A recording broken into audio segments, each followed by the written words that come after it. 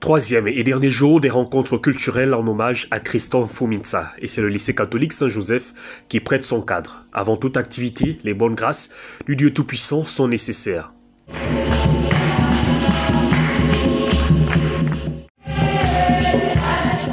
Paul, Dieu vous a instruit que toujours son exemple enseigne à gagner de nouveaux frères au Christ. Amen. Amen.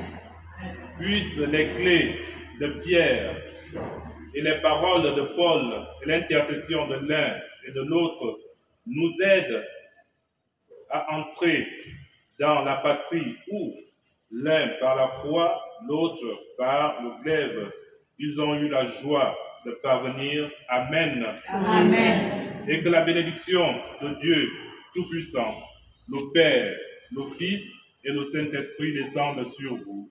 Amen. Allez et demeurez dans la paix du Christ. Nous rendons grâce à Dieu. Plusieurs activités sont au menu de la clôture de ces journées culturelles, et pas des moindres, tout comme la qualité des invités. Concours de poésie en plusieurs langues, promotion de la langue maternelle, concours de songo et match de football. Le songo, jeu traditionnel d'un genre particulier, est au rendez-vous avec une compétition, et qui de mieux pour planter le décor qu'un fils Ekan, le manager général de l'ONG Ekan. Le songo, c'est un jeu qui pousse à la réflexion, c'est un jeu qui pousse à l'intelligence, c'est un jeu qui prône la sociabilité, c'est un jeu qui rassemble les gens, c'est un bon jeu, c'est un jeu du peuple Ekan. Jeunes comme adultes, chacun cherche à rester dans les annales en remportant la victoire. Et c'est finalement Luc Miko Midan qui s'assoit sur le trône. Nous avons l'honneur et le privilège de vous présenter celui qui rentre désormais dans l'histoire des journées récréatives Minzik 2025. Champion du songo, ici à Minzik, sous vos acclamations, Monsieur Miko.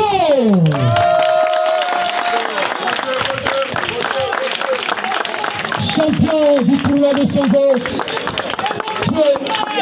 Mfuminza Christophe, qui va saluer les officiels.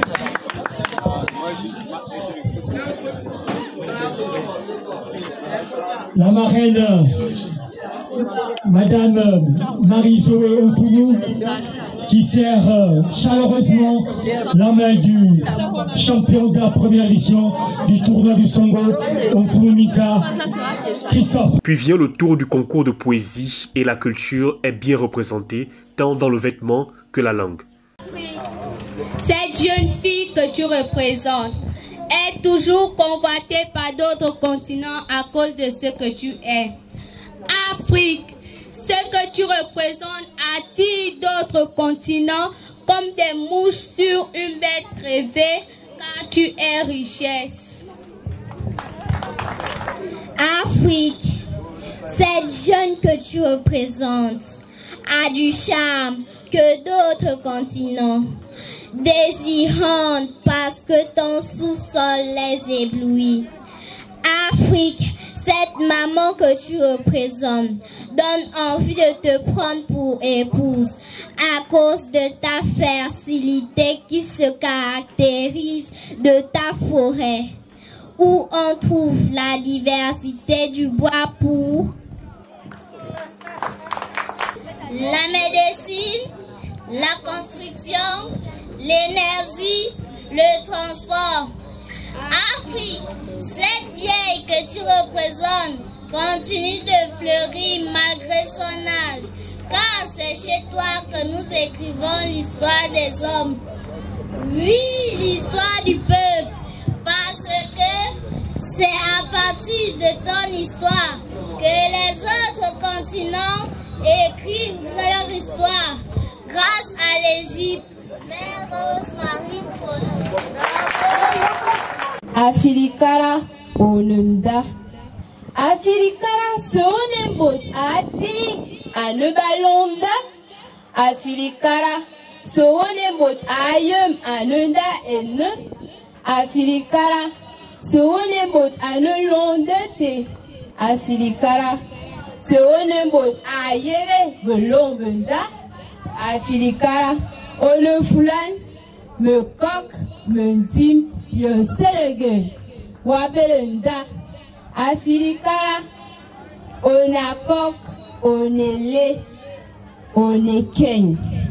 Afrikara, on a coq, d'abere filinda, Afrikara, on est nindam, on est dadam, Afrika, on est da, dabulu, et bobie, avop, vong, je viens, Afrikara, tobege, umbonda, one, akale bonne Mère Rose-Marie Unfono. Africa, you are culture. Africa, you are culture and educated. Culture is in your habits. Culture is in your customs. Culture is in your diet. Culture is in your civilization. Culture is in your history. I beg you not to despise yourself. I beg you, do not think you are inferior to others. Docteur Marie-Zoé Fumo s'ouvre sur la nécessité d'une valorisation de la langue maternelle. La langue est un facteur de cohésion sociale.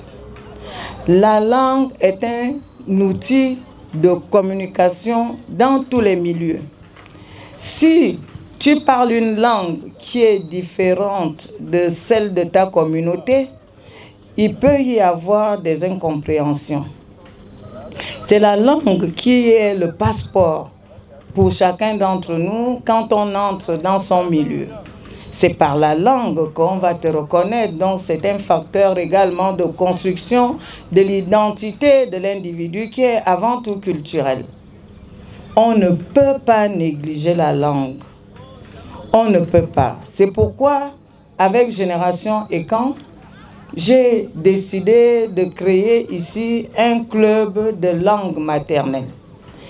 Il faut que les enfants apprennent à compter enfants, à dire des proverbes enfants, à comprendre les légendes fan qu'il y a eu dans ce peuple. C'est important. Les inscriptions seront gratuites, mais nous allons tout faire pour que des gens viennent traduire tout ce qui a été déjà traduit en français, alors qu'à la base, ce n'était pas du français.